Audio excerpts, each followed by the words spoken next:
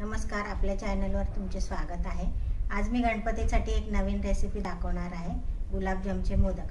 गणपती बाप्पा आले की एक नवीन प्रकार आपण गोडाचे करतो, त्यातलाच हा एक प्रकार मी करून दाखवणार आहे। आता आपण रेसिपीला सुरुवात करूयात।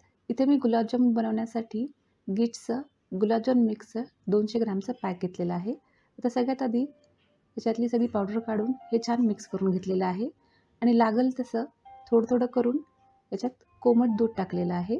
पाणीही टाकू शकतो, पण दुधाने टेस्ट छान येते, फ्लेवरही चेंज होतो।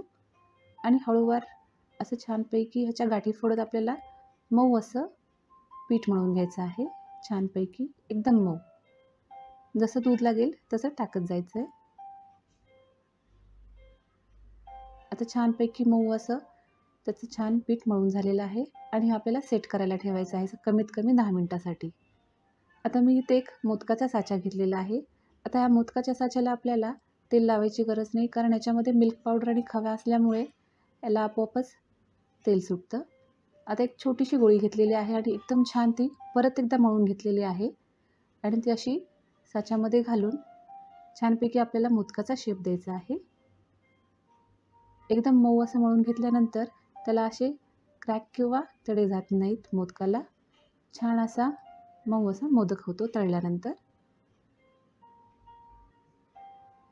अशा प्रकारे छान दाबून आपला मोदक तयार झाला आहे आणि बाकीचे सुद्धा आपल्याला मोदक बनवून घ्यायचे आहेत। त्यानंतर इथे तेल गरम करायचं आहे आणि एकदम मंद आचेवर आपल्याला सुरुवातीला आधी तेल मध्यम आचेवर गरम करायचं आहे आणि तळताना मात्र आपल्याला मंद आचेवर थोडं करत अशा प्रकारे हे सगळे गुलाबजामचे मोदक आहेत ते तळून घ्यायचे आहेत। याचा शेप असा असल्यामुळे आपल्याला एकदम व्यवस्थित तळून घ्यायचे आहेत। सुरुवातीला मी एकच तळलेला आहे, पण नंतर जास्त करून आपण एकदम पण बॅचेसमध्ये हे तळून घेऊ शकतो। आपल्याला कलर जर थोडासा कमी ब्राऊन पाहिजे असेल तर तसं आपण तळून घेऊ शकतो, पण मंद आचेवर तळलं तरच हा आतमधून पूर्ण तळला जाईल, नाही तर आतमधून कच्चा पण राहू शकतो। आता आपले सगळे मोदक तळून झालेले आहेत। हे टिश्यू पेपर काढून प्लेटमध्ये घेतलेले आहेत। आता आपल्याला इथे याच्यासाठी गुलाबजामचा पाक बनवायचा आहे। आता 200 ग्रामसाठी इथे मी 2 कप साखर घेतली आहे आणि तेवढंच पाणी घेतलेलं आहे।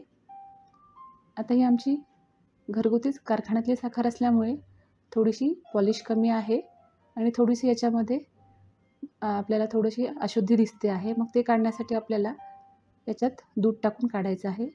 आता मंद आचेवर आपल्याला छान हे उकळून घ्यायचं आहे। उकळत आल्यानंतर याच्यामध्ये थोडंसं दूध टाकायचं आहे, जेणेकरून याच्यामधली जी साखरेमधली घाण ही अशी फेसाद्वारे निघते आणि हा सगळा फेस आपल्याला काढून घ्यायचा आहे। मग आपल्याला पाक मिळतो। छान हे उकळून घेतल्यानंतर साखर पूर्ण विरघळली की आपण एकतारी पाक बनवायचा ह्याचा। जास्त घट्ट पण नाही आणि जास्त पातळही नाही। याच्यामध्ये आपल्याला वेलची आणि जायफळ पावडर टाकायची आहे, त्याने फ्लेवर छान येतो। तुम्हाला जर केसर टाकायचं असेल तर केसर पण टाकू शकता। आणि जोपर्यंत पाक गरम आहे तोपर्यंत त्याच्यामध्ये मोदक टाकून घ्यायचे आणि कमीत कमी 2 तासासाठी आपल्याला छान पाक मुरेपर्यंत ठेवायचं आहे। आता मी हे सगळे मोदक टाकून घेतलेले आहेत आणि ह्या पाकामध्ये झाकून ठेवलेला आहे। आता 2 तासानंतर आपण बघू शकतोय मोदकाची साईज पण चेंज झालेली आहे, छान फुललेले आहे आणि पाकसुद्धा चांगला आतपर्यंत गेलेला आहे। आता आपले हे मोदक गुलाबजामुनचे तयार आहेत। हे आपण असे सुद्धा सर्व करू शकतो, पण आता मलाई मोदक बनवत आहे, त्यासाठी आपल्याला आता मलाई बनवून घ्यायची आहे। तर इथे मी एका पॅनमध्ये 1/3 कप दूध घेतलेलं आहे आणि तेवढीच 1/3 कप मिल्क पावडर घेतलेली आहे आणि मध्यम आचेवर हे एकदम कंटिन्युअसली हलवत आपल्याला छान घट्ट होईपर्यंत हे हलवत राहायचं आहे।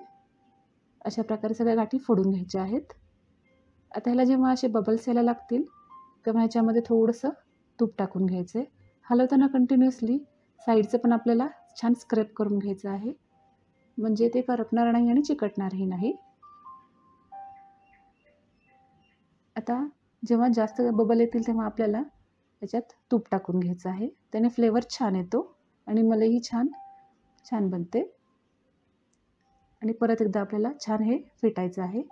अशा प्रकारे कंटिन्युअसली हलवत आपण ह्याची घट्टसर अशी मलाई होईपर्यंत आपल्याला हे गरम करून घ्यायचं आहे छान.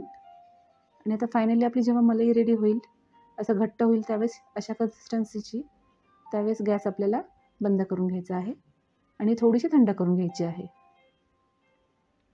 ते थंड झाल्यानंतर मी अशी इथे एक पॉलिथिनची बॅग घेतली आहे, कॅरी बॅग, किंवा आपण पायपिंग बॅग पण घेऊ शकतो. पण मी इथे एक झिपलॉकची बॅग घेतलेली आहे आणि त्याच्यामध्ये ग्लासमध्ये अशा प्रकारे पिशवी लावून ही जी क्रीम आहे ती भरून घेतलेली आहे अशा प्रकारे. त्यानंतर आता जे गुलाबजामुन आहेत ते साईडला काढून घेतले आहे. त्याच्यातला जो एक्स्ट्राचा पाक आहे तो पण निघाला आहे. आता याच्यामध्ये आपल्याला असे छानपैकी कट करून घ्यायचे आहेत आणि ह्या कटमध्येच आपल्याला ही मलाई फिल करून घ्यायची आहे. आता आपण आपल्या आवडीनुसार किती पण त्याच्यामध्ये कट करून मलाई फिल करू शकतो. मी सुरुवातीला एक फिल करून दाखवते. जर आपल्याला मलाई जास्त प्रमाणात हवी असेल तर आपण अशा प्रकारे हे व्यवस्थित कट करून याच्यामधून जे एक्स्ट्राचा पार्ट आहे तो काढून टाकायचा. मग आपल्याला छान जागा मिळेल याच्यामध्ये. आणि याच्यामध्ये अशा प्रकारे मलाई भरून घ्यायची आहे आणि मलाई लगेच घट्ट होते. अशा प्रकारे आपण ह्या बाकीच्या गुलाबजामुनमध्ये पण मलाई भरून घेऊयात. एकदम व्यवस्थित अशी दिसायलाही छान दिसते ही. आता मी इथे एका गुलाबजामुनला जो आहे ते 3 ठिकाणी मलाई फिल केलेली आहे आणि बाकीच्यांना सिंगल. आपण आपल्या आवडीनुसार आणि हौसेनुसार याच्यामध्ये मलाई भरू शकता.